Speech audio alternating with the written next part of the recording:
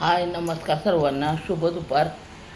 आज व्हिडिओ करणार नव्हते, आज माझा मूड नव्हता व्हिडिओ करायचा, पण बनवत आहे मी व्हिडिओ. आजचा म्हणजे माळीण गाव, त्याच्यावरती त्या काळा दिवस, माळीण गावावरती आलेला काळा दिवस, म्हणजे काळ म्हणा किंवा काळा दिवस म्हणा. काय तर 2014 30 जुलै 2014 साली माळीण गावावरती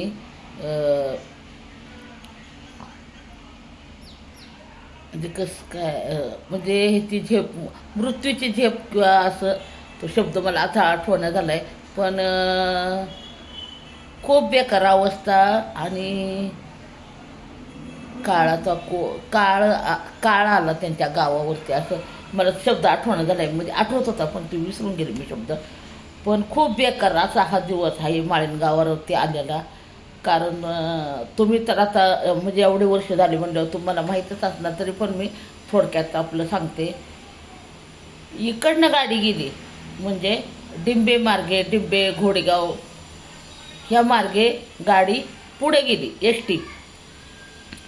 टी पुढे गेली आणि ज्या वेळेस एस टी तिकडं निघून गेली आणि परत तिकडनं एस टी निघाली, तर तिथं काहीच राहिलं नव्हतं, काहीही राहिलं नव्हतं. मुक्कामची एस टी होती आणि काहीही राहिलं नव्हतं तिथं. म्हणजे माळीण गाव हे पूर्ण जमीनदोस्त झालेलं आणि भयंकर पाऊस. हसती शाळेमध्ये हसती खेळती मुलं म्हणाली, एवढं वाईट अवस्था झाली ना, लय म्हणजे लय बेकार अवस्था झाली. एक हसतं खेळतं माळीण गाव मातीच्या ढिगाऱ्याखाली दडून गेलं. कोण पाण्यातून वाहून गेलं, कोण काय झालं काहीही सांगता येत नाही. एवढी बेकार अवस्था त्या माळीण गावची झालेली. आत्ताही ते आठवलं ना तर वाईट वाटतं. एक होतं माळीण गाव, एवढंच. आता नंतर ते बांधलं, सगळं झालं, पण माणसं तर गेली ना. माणसं गेली, जनावरं गेली, सगळं जमीनदोस्त झालं. काहीही राहिलं नाही तिथं. शाळा नाही, घरं नाही, काहीच नाही. खरं सांगितलं तुम्हाला, लई वाईट वाटतं त्या गोष्टीत.